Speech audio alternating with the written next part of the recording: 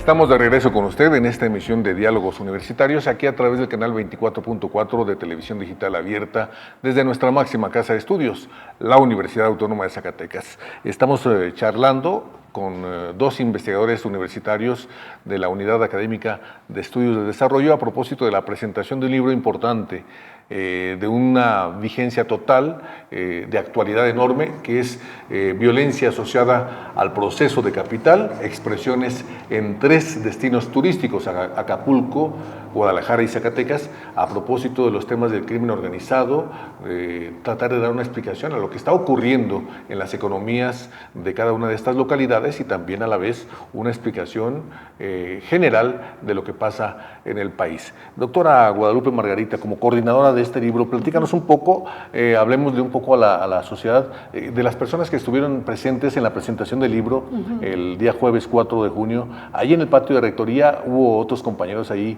apoyándonos apoyándonos como universidad en la presentación de este libro, y también que hablemos un poco de los capítulos más relevantes. Ok, bueno, la verdad es que más que hablar de capítulos, quiero mencionarte que yo considero que el libro está basado en 2 fundamentos, ¿no?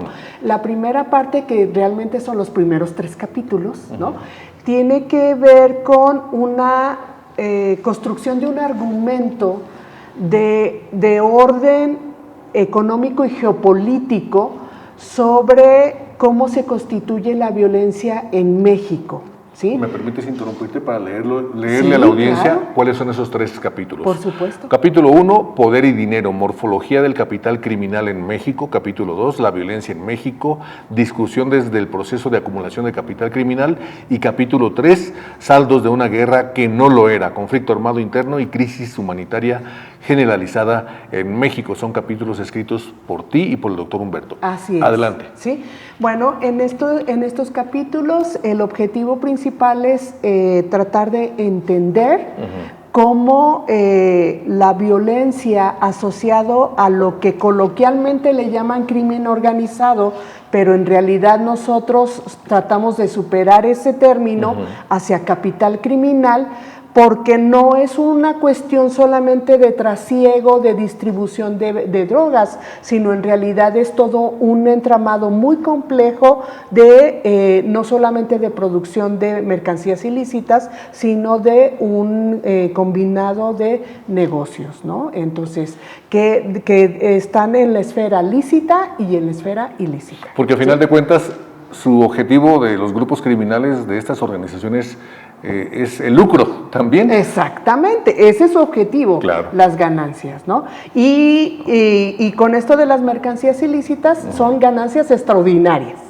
¿sí? Sí. Bueno, entonces, y la otra parte del libro, que va a raíz del capítulo 4 hasta el 8, si mal no recuerdo, es cómo toda esta problemática del capital criminal y su incidencia en la violencia puede estar plasmado en un área de inversión en el sector turístico, y cómo se expresa territorialmente en 3 destinos turísticos de Acapulco, Guadalajara y Zacatecas.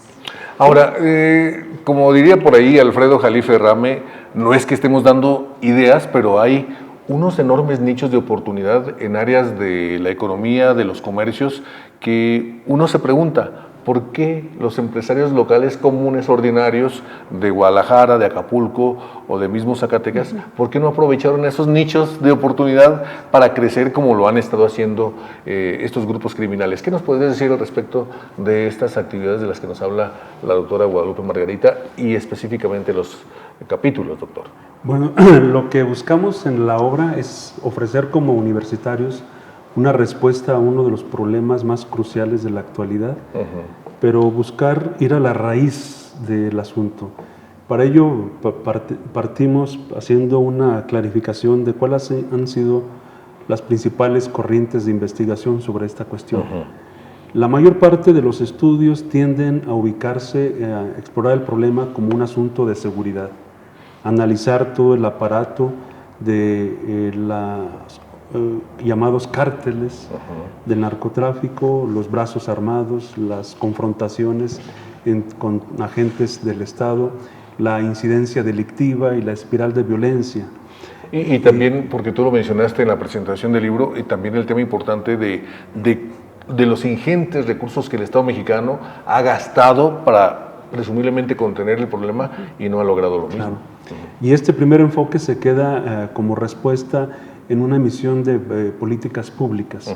Otro enfoque recurrente es ver el problema desde la configuración del Estado, cómo el Estado ha engendrado a los grupos criminales históricamente en México y cómo los tutela, los contiene, los reprime o los llega eventualmente a defenestrar, pero se trata de una trama entre las relaciones políticas del poder constitucional y los poderes fácticos.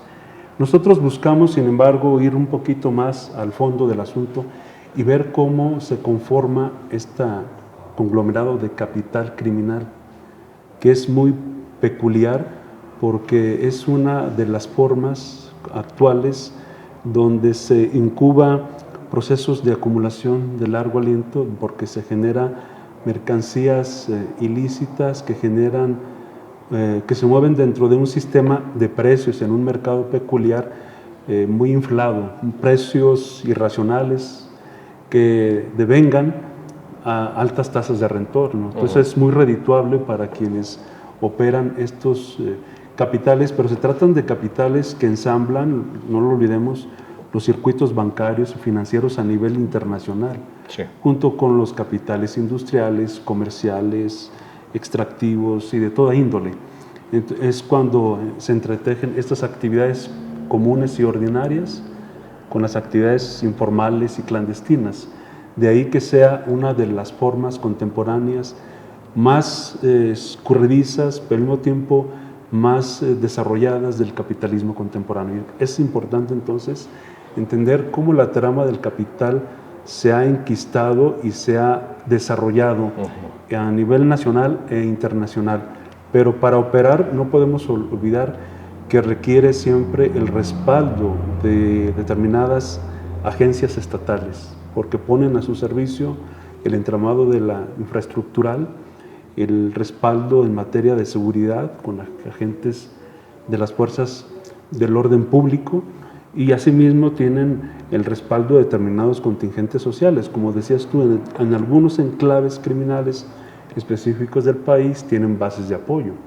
Entonces hay una conjunción de fuerzas estatales y sociales que respaldan y apuntalan al capital criminal en nuestros días. Doctora Margarita, ¿qué más podemos hablar respecto a este tema de denominadores comunes, sí o no, en estas tres ciudades, Zacatecas, Acapulco y Guadalajara? Tú eres una estudiosa, durante mucho tiempo has sido estudiosa de los temas urbanos de la ciudad de Zacatecas particularmente, y hay problemáticas de fondo, como el tema de sus edificios tan antiguos que se están cayendo. Yo tengo información, más de 350, 380 edificios que están prácticamente en ruinas, con problemas intestamentarios, con problemas legales, pero que el Estado no ha querido, no ha logrado, no ha querido o no ha podido intervenir para reconstruir esas partes de la ciudad que son importantes históricamente, pero que sin embargo vemos ahora, de un tiempo para acá, que hay una renovación de fachadas. Son arreglos de fachadas que además son interesantes porque pareciera que nada más se trata de mantener una cuestión estética más que una cuestión de fondo. ¿Qué nos puede decir respecto a esos temas? Ok, bueno, en primer lugar, uno de los grandes problemas que tiene Zacatecas en este caso está precisamente con la protección del patrimonio, ¿sí? Hay temas más complejos en el sentido de que estás, en cierto modo, protegiendo aparentemente la idiosincrasia del zacatecano, ¿no? Pero en este caso también es propiedad privada. Claro. ¿Sí? O sea, yo siempre lo he dicho, o sea, las casas efectivamente en términos de cómo están construidas forman parte de nuestra identidad. Nuestro patrimonio de la humanidad. Nuestro patrimonio de la humanidad, y el zacatecano se siente muy orgulloso de eso, claro, ¿no? Pero las casas son propiedad privada, ¿sí? Entonces, uno de los grandes problemas que tiene que ver con esto es que estas casas, su costo de mantenimiento es altísimo, altísimo. Y las restricciones por parte de las leyes de monumentos coloniales sí, son exageradas en términos de utilizar estas casas para uso cotidiano. Parecieran, ¿sí?, hasta prohibitivas algunas de estas normas, ¿no? Algunas, sí. Absurdas.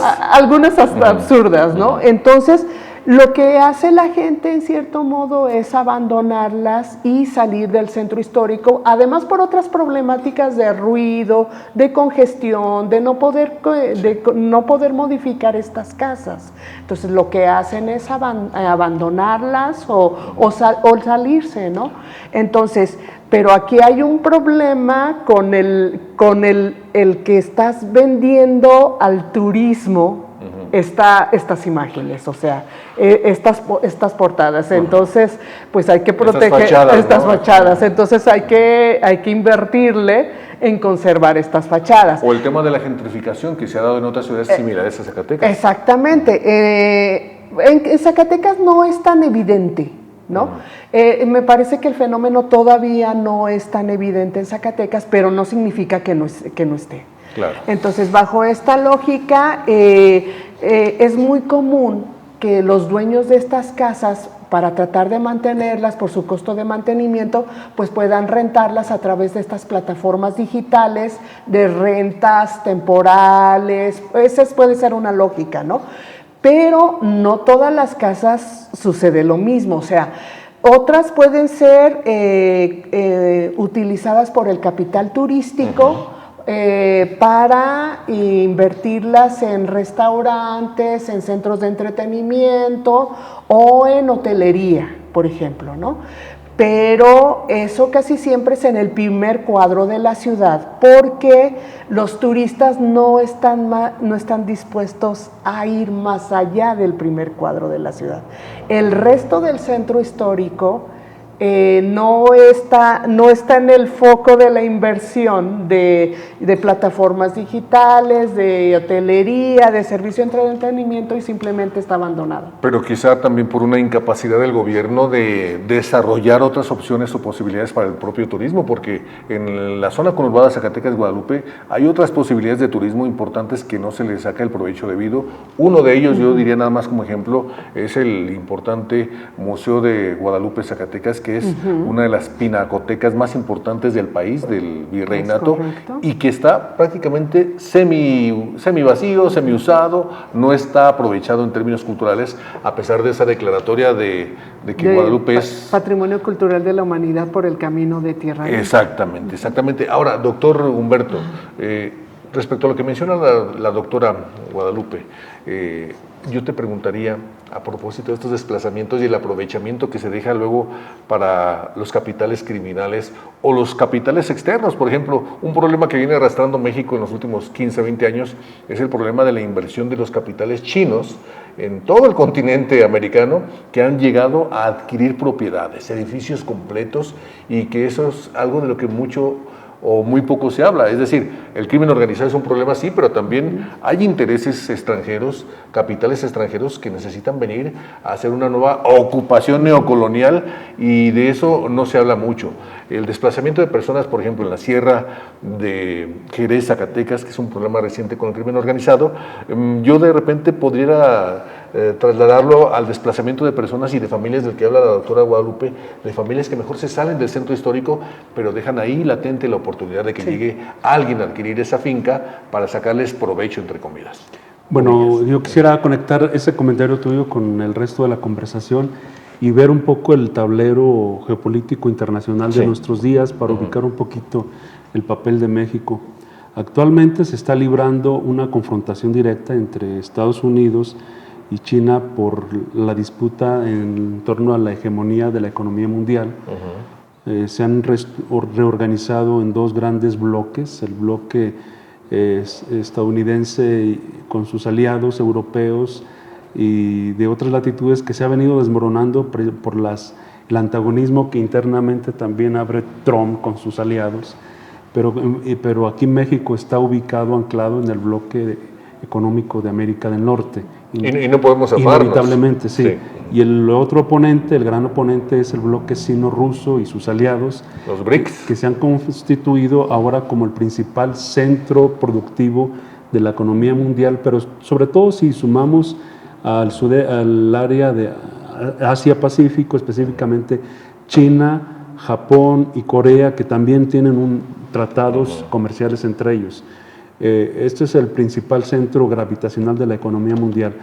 Existe desde el papel de China, China tiene ahora un problema de sobreproducción, que está generando enormes excedentes que tiene que colocar en el resto del mundo a través de inversiones. Una forma de colocar estos excedentes es a través de los mecanismos de la deuda.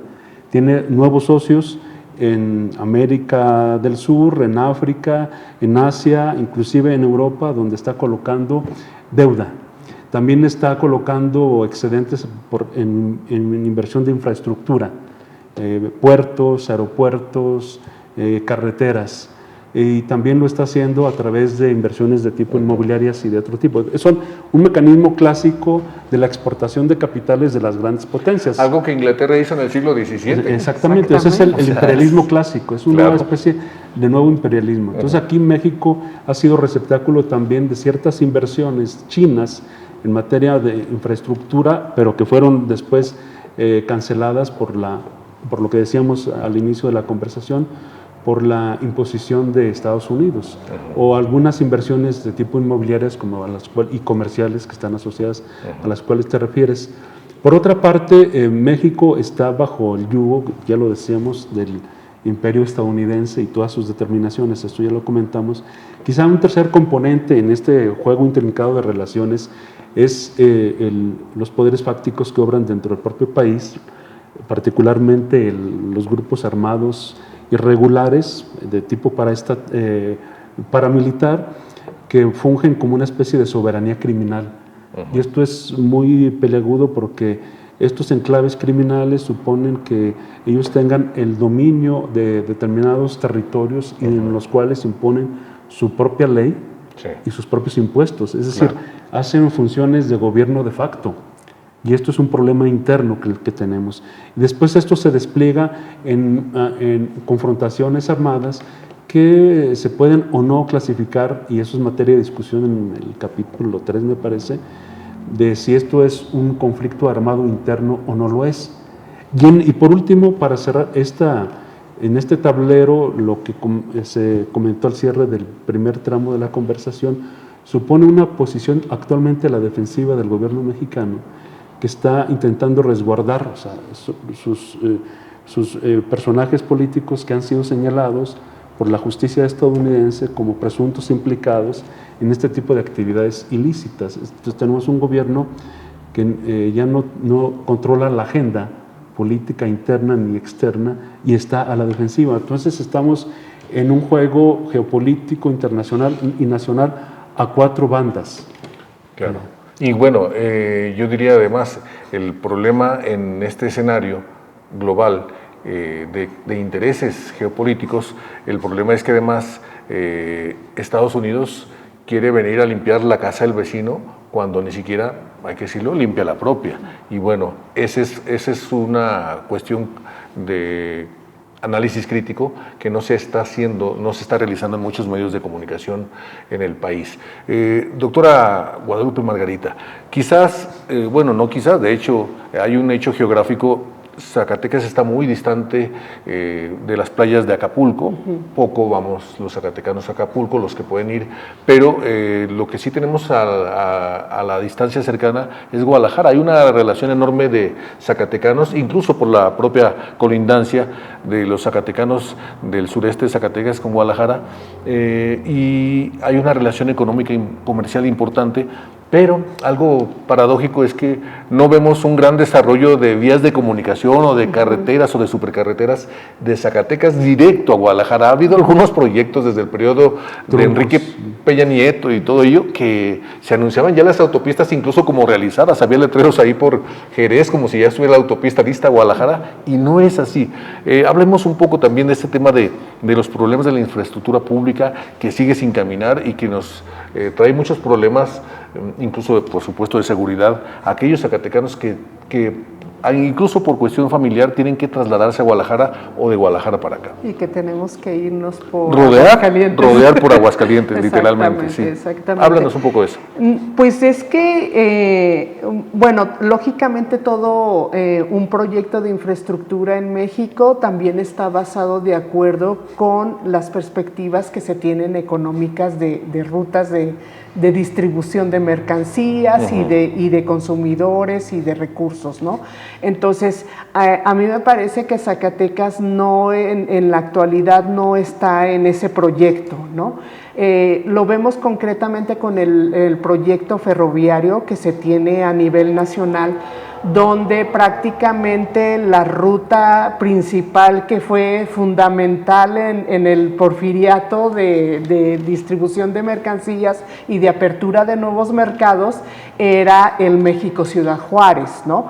Y en este proyecto, prácticamente el proyecto ferroviario no va a pasar ¿No lo por consideran? aquí. No, solamente hasta Querétaro y de ahí se va a desviar hacia Nogales y hacia Nuevo Laredo, ¿no? Y la paradoja es que en aquella época, en el Porfiriato y antes de la ruta de La Plata, los caminos del Camino Real de La Plata, Es correcto. era también en parte para poder sacar estos minerales valiosos que ahora en la actualidad, en la modernidad, seguimos produciendo en el país más oro y más plata que antes y sin embargo no nos consideran para el desarrollo. Doctor, rápido. Antes de irnos. Bueno, yo quiero señalar que además del tablero de 4 bandas hay una efervescencia de movimientos sociales en la actualidad, Claro. cuyas demandas pues son variadas pero convergentes al mismo tiempo. Legítimas podemos Por decir. una parte está el magisterio que reivindica condiciones laborales, mejores condiciones de jubilación y salario. El movimiento de los agricultores que están confrontando la crisis de rentabilidad de sus cultivos en un contexto donde hay una importación masiva de alimentos baratos provenientes sobre todo de los grandes centros agrícolas de Estados Unidos que compiten en mejores condiciones de tecnología, productividad, subvenciones, en contravención a el abandono relativo que tiene el agro mexicano y que da el traste con cualquier pretensión de soberanía alimentaria.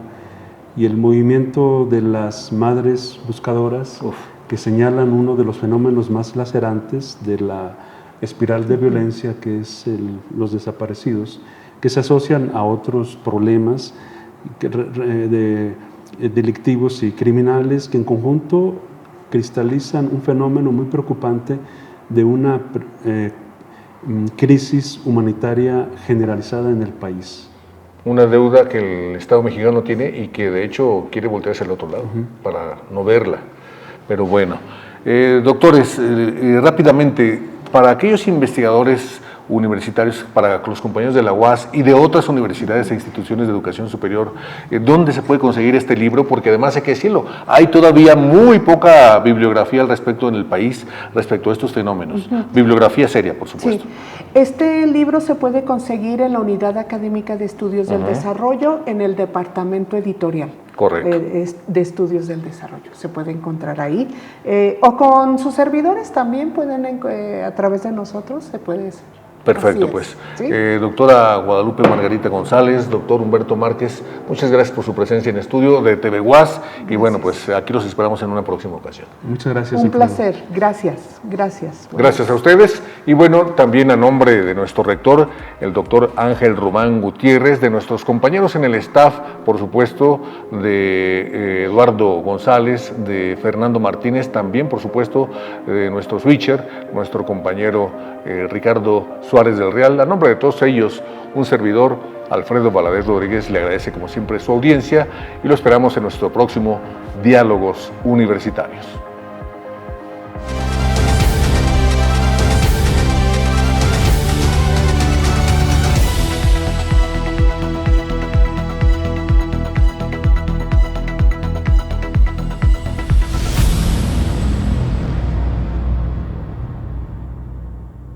pasión, análisis, entrevistas, reportajes, debate, crónicas, estadísticas, transmisiones en vivo con el mejor equipo, lo mejor del deporte, solo por TV UAS Deportes, lunes y jueves, 18 horas, TV UAS, Televisión Universitaria.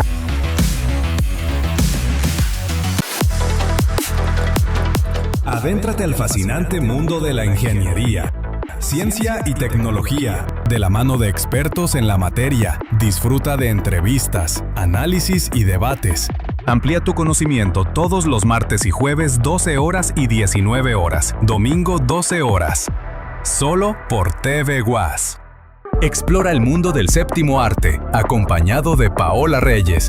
Además, cada semana disfruta de una recomendación de cine internacional. Prepárate para un programa que celebra la riqueza del cine. Plano secuencia, lunes, miércoles, sábado y domingo, 16 horas, solo por TV UAS. Descubre el arte como nunca antes. Explora la cultura desde una mirada crítica, creativa y cercana. Súmate a este espacio donde pensar, sentir y elegir se convierte en un viaje apasionante. Sapere Artis. Martes y jueves 11 de la mañana y 8 de la noche. Y domingo 8 de la noche. Solo por TV UAS. Este programa es clasificación B15. Contenido para adolescentes mayores de 15 años.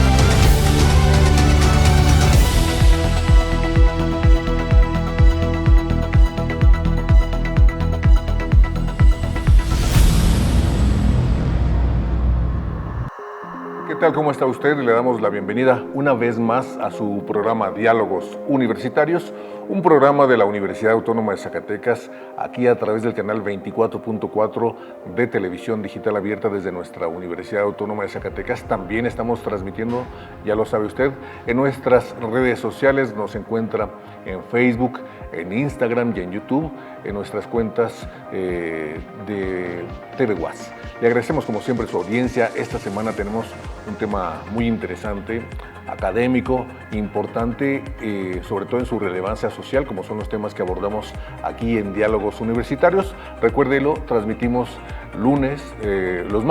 martes y jueves a las 10 de la noche, y también estamos para usted los domingos a las 6 de la tarde. 3 emisiones semanales de Diálogos Universitarios para que usted la vea en el día que mejor le acomode. En esta ocasión tenemos un tema importante que tiene que ver con la realidad social de Zacatecas y de México. Vamos a hablar hoy de la presentación del libro Violencia asociada al proceso de acumulación de capital, las expresiones en 3 destinos turísticos: Acapulco, Guadalajara y Zacatecas. Es un libro que ha editado la Unidad Académica de Estudios del Desarrollo de nuestra máxima casa de estudios, y bueno, un libro que ha coordinado la doctora Guadalupe Margarita González Hernández como coordinadora. Gracias, doctora, por tu presencia en el estudio, y también de la mano pues de otro investigador universitario de ahí, de Estudio del Desarrollo, que usted conoce bien, que es el doctor Humberto Márquez. Humberto, muy buenas tardes, gracias por tu presencia en el estudio. Buenas tardes, gracias por la invitación. Bueno, pues ambos están aquí para hablar de este libro que se presentó el pasado jueves 4 de junio en el patio central de Rectoría de la Universidad Autónoma de Zacatecas. Yo quiero pedirles de entrada, por favor, para la comunidad universitaria, a veces pues ya somos muchos en la UAS, somos muchos centros de estudio, de investigación, algunos no nos conocemos entre nosotros, pero además este es un programa que se transmite en la televisión abierta para la sociedad en general. De entrada, doctora Guadalupe Margarita, platícanos por favor un poco de tu trayectoria profesional y académica. ¿Quién es Guadalupe Margarita González Hernández? Bueno, antes que nada, buenas tardes y gracias por la invitación. Bueno, su servidora es originaria de aquí de la ciudad de Zacatecas, y bueno, mi formación afortunadamente ha sido en una formación de educación pública, ¿no?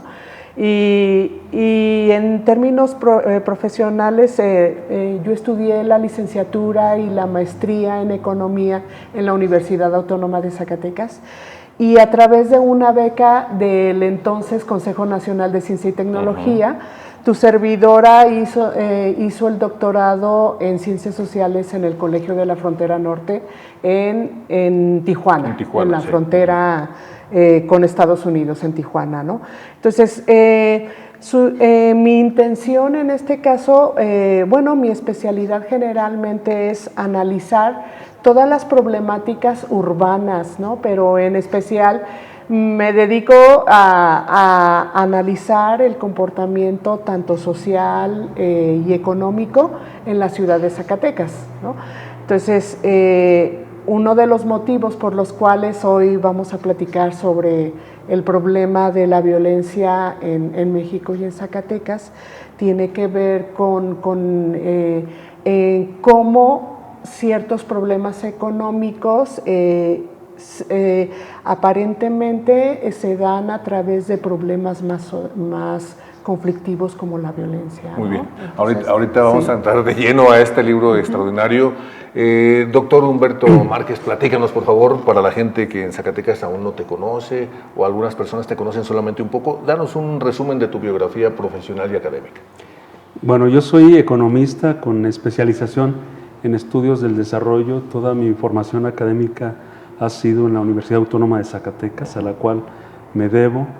Mis intereses de investigación tienen que ver con el estudio del capitalismo contemporáneo, con énfasis en la configuración del capital global y sus diversas manifestaciones en los ámbitos regionales y nacionales.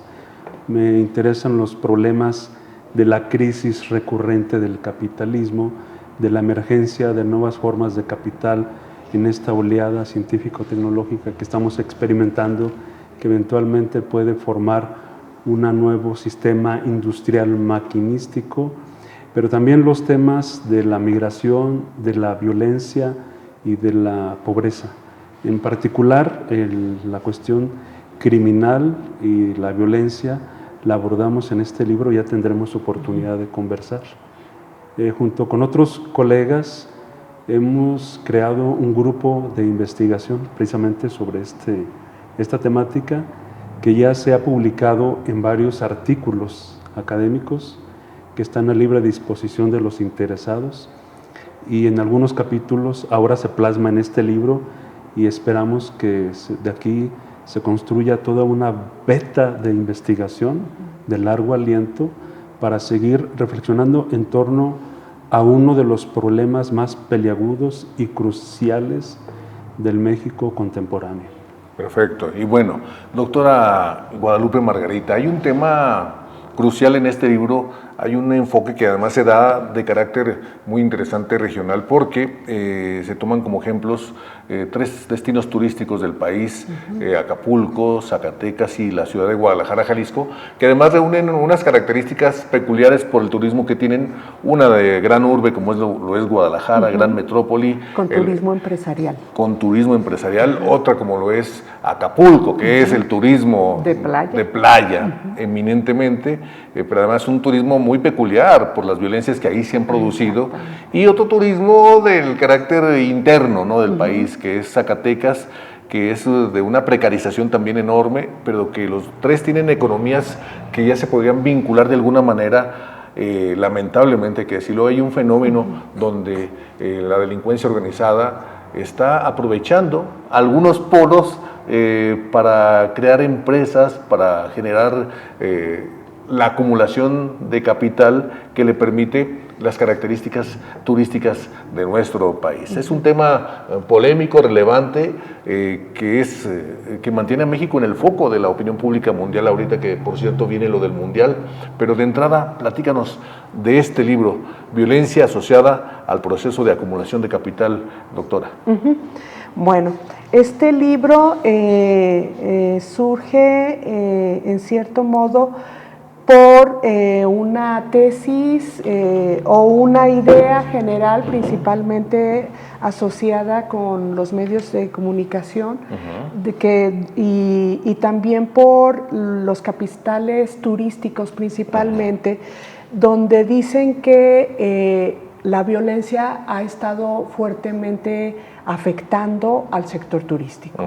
De eso no hay negación, o sea, sí ha sido afectada, pero sobre todo en la percepción hacia la violencia, ¿no? Por parte de los consumidores, en este caso de los turistas. De hecho, permíteme interrumpirle, doctora, porque lo interesante del proyecto de este libro es que se busca encontrarle otro enfoque, verle la otra cara de la moneda. Exactamente. ¿Quién se beneficia con este tipo de violencias asociadas a las actividades turísticas? Exactamente. En realidad, creo que le acabas de dar en el punto, en el sentido de que no se niega que el sector turístico ha estado afectado fuertemente por la violencia, pero también en realidad hay toda es un fenómeno mucho más complejo que tiene que más que una cuestión de venta de drogas, en realidad, claro. ¿no? Entonces, para empezar, tenemos que reconocer que en el modo de organización social que tenemos, ¿no?, que está asociado, tal como lo dijo mi compañero Humberto, ¿no?, está asociado con la generación de ganancias, ¿sí? O sea, la forma como nos organizamos está asociado a generar ganancias y a tener como base la propiedad privada, ¿sí? Entonces, la venta de drogas no es solamente un negocio aislado, separado, ¿no?, sino en realidad forma parte de nuestra forma de organización, ¿sí? Ahora, en este contexto, doctor Humberto, doctora Margarita, el tema también de cómo estamos entrando en el país en una nueva fase donde este capitalismo criminal, estas empresas, porque además son empresas porque manejan una economía negra, oscura, subterránea, criminal, insisto, buscan ahora nuevos polos de desarrollo, es decir, no se quedan pasivos, buscan siempre incrementar sus capitales, aumenta la violencia y aumenta la competencia entre las distintas empresas, permítanme llamarles así, a los distintos grupos criminales, y van desarrollando nuevas áreas de oportunidad en los comercios, también el tema de la renta de los inmuebles, que es un tema poderosísimo a nivel, no solamente en México, a nivel global. Mucho se habla del tema de cómo tienen que lavar el dinero estas compañías y estas empresas, y todo esto realmente formaría parte de esta adaptación de estos capitales criminales a, no sé si sea correcto el término, modernizarse. Para entender el México de nuestros días, buscamos descifrar cuáles son los principales motores de la economía. En términos aparentes, México es una de las principales potencias industriales exportadoras. Sin embargo, opera bajo la modalidad de una plataforma exportadora operada por cadenas de valor articuladas por capitales multinacionales y nacionales, que la mayor parte del excedente que se genera se transfiere al exterior y no se retribuye internamente ni se disemina. En cambio, en tal sentido, no podemos decir que México sea en estricto sentido una potencia económica mundial. Tampoco es una potencia militar en el sentido de que tenga las fuerzas de resistencia ante eventuales invasiones de potencias militares extranjeras. Sin embargo, ha venido aflorando un capital criminal que le confiere a México el papel central de ser hoy por hoy una de las potencias económicas criminales a nivel mundial, porque en su seno se ha instalado una especie de hub logístico del capital criminal transnacional. Desde estas demarcaciones se produce, se intercambia y se exporta una gran multiplicidad de mercancías ilícitas que reportan ganancias extraordinarias que no se encuentran en las ramas y sectores de la economía normal o formal. De ahí que sea uno de los sectores más atractivos y más pujantes. De hecho, se puede contabilizar o estimar, mejor dicho, que el dinero ilícito que procede del exterior representa hoy por hoy la tercera fuente de divisas a nivel nacional. Este dato no se reporta en las estadísticas oficiales porque proviene de dinero ilícito que no es contabilizado en las cuentas nacionales. Pero que sin embargo, por ejemplo, el Banco de México nos sorprende mucho en los últimos 10, 15 años, cómo el Banco de México casi mensualmente nos está diciendo que hay un ingreso de divisas extraordinario por temas, digamos, de forma hormiga, por estas divisas que luego envían o que normalmente enviarían los paisanos, como en Zacatecas, en Jalisco, Michoacán, conocemos, los paisanos mandan sus divisas a sus familiares, pero ya podríamos estar hablando también de otro tipo de maniobras y que pueden tener su lectura con este tipo de actividades. Claro, es una conjunción de un capital criminal que opera tanto como una nueva plataforma de exportadora que le reportan ingentes cantidades de divisas a la economía mexicana, sobre todo por la exportación de drogas ilícitas de primera y de segunda generación, pero también la exportación de otro tipo de mercancías.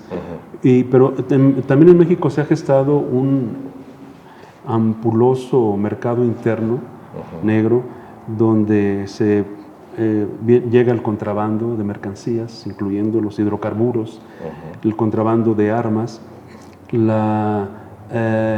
actividades florecientes como la extorsión, la trata de personas, el tráfico de migrantes, el robo, en fin. Entonces, si aglutinamos los ingresos que reportan las exportaciones de mercancías ilícitas y los ingresos que supone el mercado negro interno, entonces estamos hablando de un capital criminal descollante que se ha convertido en uno de los principales motores de la economía mexicana, que no están bien medidos ni cartografiados y solo los podemos estimar de manera indirecta, pero es uno de los sectores que ha hecho metástasis en toda la sociedad, en todas las ramas, porque este capital criminal opera de manera simultánea en los ámbitos de la informalidad, la ilegalidad y la clandestinidad, pero se interconecta con los circuitos del dinero dentro del ámbito financiero, bancario, la industria, la minería, el sector agropecuario, y se interconecta prácticamente con todos los sectores y en todos los ámbitos territoriales del país. De ahí la importancia de concederle centralidad dentro de la investigación científica que se hace en la universidad. Perfecto. Para entender el presente. Perfecto. Doctora Guadalupe Margarita González, yo quisiera preguntarte, disculpa si a veces por mi deformación periodística me salgo un poco del tema del libro específico, pero en el caso de esta investigación académica, ¿qué factores o qué denominadores comunes podemos encontrar en estos casos de estudio, Zacatecas, Acapulco, Guadalajara, respecto a las actividades criminales que más o menos, en mayor o menor dimensión, son similares, y también en qué se destacan algunas, en qué se disparan algunas otras? De hecho, tal como lo dice Humberto, efectivamente el sector turismo, así como la minería, la industria, es un nuevo espacio de inversión, ¿sí? Entonces, lógicamente tiene la característica de que se puede desarrollar en actividades lícitas y en actividades ilícitas, ¿sí? Entonces, entre las actividades lícitas, ¿no?, está la inversión en hotelería, pero sobre todo en servicios de entretenimiento, ¿sí?, principalmente, ¿no? ¿Qué servicios de entretenimiento? Bares, centros nocturnos, todo ese tipo de cosas, sobre todo donde pudieran reinvertir las ganancias que pudieran venir de otras actividades, ¿no? Perfecto. Sobre todo las ilícitas. Claro. ¿Sí? Y lógicamente están las ilícitas, que están muy bien contabilizadas en los indicadores de la Secretaría de Seguridad Pública, como las amenazas, los secuestros, los fraudes, los homicidios, etcétera, ¿no? Entonces, bajo esta lógica, en En estos 3 destinos turísticos las modalidades son distintas y la intensidad es distinta, ¿no? Ahora, incluso a propósito de este tema, doctora, hay quienes han hecho análisis respecto a qué porcentaje de las economías locales ya son parte de estos capitales de procedencia ilícita. Algún investigador por ahí lo escuché hace algunos 4 o 5 años respecto al caso de, por ejemplo, Culiacán, que decían es que si algún día hipotéticamente el gobierno destruyera las organizaciones criminales de Sinaloa, Culiacán se vendría abajo totalmente, o sea, su economía depende ya de una manera gigantesca de las economías del crimen organizado. Yo te preguntaría, doctora, también hasta dónde ahorita ya tienen una preponderancia estas economías, porque hay que decirlo además, vivimos en México, un país con una economía muy pauperizada, con una economía muy caída. Yo les digo a algunos compañeros periodistas que casos como el de Zacatecas somos el tercer mundo dentro del tercer mundo de por sí. Entonces la gente va, todo el mundo nos lo comentamos en los cafés, vas a Aguascalientes, vas a Guadalajara mismo, a Monterrey, a San Luis y ves un desarrollo a pesar de nuestro tercermundismo. Pero en Zacatecas, sin embargo, lamentablemente estamos muy estancados todavía. Entonces, ¿hasta dónde, sin aplaudirles, claro, hasta dónde también estas economías del crimen organizado han sostenido de alguna manera estas precarias economías?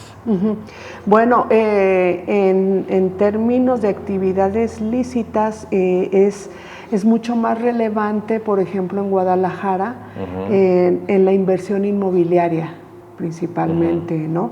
En el caso de Acapulco tiene que ver más con, hay un equilibrio entre actividades lícitas e ilícitas en el sentido de que hay una inversión muy fuerte, sobre todo en servicios de entretenimiento y en hotelería, ¿no? Por ejemplo, pero al mismo tiempo hay un fuerte desarrollo de actividades como la trata de personas, la prostitución, el secuestro, las amenazas, los fraudes, ¿no? Y en el caso de Zacatecas es un poco más evidente el desarrollo de actividades ilícitas como el cobro de piso, como las amenazas, como los fraudes principalmente, ¿no? Todavía en Zacatecas no hay indicios fuertes de tener un mayor equilibrio hacia las actividades lícitas. Muy bien. Ahora, antes de que entremos a una fase de hablar un poco capítulo por capítulo del contenido de este libro importante que ha publicado ya la Unidad Académica de Estudios de Desarrollo de la UAS, yo quisiera preguntarte, doctor Humberto, que hablemos un poco, plantearte que hablemos un poco a la gente para que la sociedad se encuentre respuestas de cuál es la raíz de la crisis actual México-Estados Unidos, de los temas geopolíticos, del intervencionismo norteamericano en la actualidad en este momento. Ya sabemos que hay un intervencionismo histórico bastante documentado, pero en la actualidad hay una crisis política y económica enorme que empezó por el tema de los aranceles, que ahora ha evolucionado al tema de acusarnos de los temas de narcopolítica e involucrar a algunos personajes del ámbito nacional. Este tema de el paraguas, algo que tú mencionabas, el paraguas de la égida imperial en la presentación del libro. Bueno, es un problema de larga data, como tú lo precisas. La relación México-Estados Unidos ha sido muy desigual y escabrosa en algunos episodios, pero particularmente sobre el tema de la seguridad, la violencia y la criminalidad se remite a la imposición en el hemisferio, no solo en México, de la doctrina de la guerra contra las drogas, que tiene un contenido prohibicionista sobre determinadas sustancias consideradas ilegales por el gobierno de Estados Unidos y que se combate con procedimientos punitivos, policiales y militares en su caso. Después ahí esa política prohibicionista transita, se adopta por distintas convenciones y tratados internacionales y los gobiernos de la región lo adoptan como una política interna en materia de seguridad, pero también con rasgos punitivos, por ejemplo la Operación Cóndor, que fungió que operó en el Cono Sur y también en México, asociada también a episodios como la Guerra Sucia. Claro. Desde entonces este tipo de política se adopta en México y más recientemente pues, hay una combinación simbiótica entre los tratados de libre comercio, el TLCAN y el TEMEC, y los acuerdos en materia de seguridad entre México y Estados Unidos, que han tendido hacia la militarización de la seguridad interna y de los aparatos policiales. Esto despliega un tratamiento de corte también securitista y punitivista, y además se vincula con la política migratoria, una política de contención hacia las avalanchas de migrantes procedentes de Centroamérica hacia Estados Unidos bajo petición expresa del gobierno de Estados Unidos, y tiene también como relato pues, la larga trama de actividades de inteligencia y operativos conjuntos entre los agentes de Estados Unidos y de México sobre objetivos específicos. En nuestros días esto se ha hecho todavía un poco más complicado debido a la emisión de la Estrategia de Seguridad Nacional del gobierno de Estados Unidos bajo Donald Trump, que decreta que las organizaciones criminales anteriormente llamadas cárteles, entre comillas, ahora son identificadas como organizaciones terroristas transnacionales, y la droga, como el fentanilo, la droga ilícita, es considerada como una arma de destrucción masiva. Esto le confiere una potestad autoasumida al gobierno de Estados Unidos para hacer intervenciones de tipo financiera o militar cuando a su interés convenga. O sea, son políticas intervencionistas de corte extraterritorial, por supuesto, pero esto no descarta la existencia concreta del problema de la criminalidad y su metástasis social en el plano interno. Claro. Y bueno, esta parte que tú mencionas es importante porque Estados Unidos, en una renovada actitud de sacarle brillo a la espada de que son la policía del mundo, entonces ese intervencionismo se vuelve peligroso para países como el nuestro, con tantas deficiencias y debilidades. Pero antes de ir al corte, doctora Margarita González, yo quiero preguntarte, no podemos ser tampoco catastrofistas, no también podemos ser reduccionistas en las posiciones de que todo lo negro es negro y todo lo blanco es blanco, sino yo quiero preguntarte, como investigadora universitaria, tu opinión sobre las dificultades que tiene la primera mujer que es presidenta en el país. Una mujer que, hay que decirlo, que llega y que hereda un gobierno, un país con problemas severos que le deja el propio Andrés Manuel López Obrador. Andrés Manuel tiene algunos logros importantes en su administración, pero en materia de seguridad pública a veces pareciera que hasta le dejamos las cosas planchadas al régimen externo, al yanqui, al imperio yanqui, para que venga a darnos un manotazo en la mesa. Y yo te pregunto sobre las dificultades de la presidenta Claudia Sheinbaum. Hay que destacar el tema, yo lo quiero destacar el tema de que es mujer porque es una posición diferente, una perspectiva diferente, pero también una dificultad enorme. ¿Qué opinas sobre esta complejidad que tiene ahora ella? Como investigadora, por supuesto, sí, y desde una perspectiva crítica. Ok, bueno, yo sí creo que independientemente de que sea mujer u hombre, la verdad es que tiene que cumplir con ciertos intereses, ¿no? Ya sean nacionales o fácticos, llamémosle así, ¿no? En el sentido de que hay, por lo menos ella tiene un proyecto de nación, ¿sí? Entonces, lógicamente tiene un montón de presiones. En este caso, la posición intervencionista de Estados Unidos no solamente está enmarcada en una posición de de tener un comercio internacional con México, ¿no? Sino también con el deterioro fuertemente comercial a nivel mundial por parte de Estados Unidos ante China, por ejemplo, ¿no? Que de hecho gran parte del problema para Estados Unidos es que han perdido esta hegemonía económica. Exactamente, y tiene que ver la presión que está ejerciendo, sobre todo con México, porque es su frontera, ¿no? Pero en general con América Latina tiene que ver con esa presión que tiene, con la pérdida de su hegemonía comercial y económica de potencia, ¿no? Entonces, bajo esta lógica, a Claudia Sheinbaum le tocó un periodo muy complicado. Muy complicado, y tiene que estar lidiando, llamémosle así, lidiando con las presiones internas, pero también con las presiones externas, ¿no?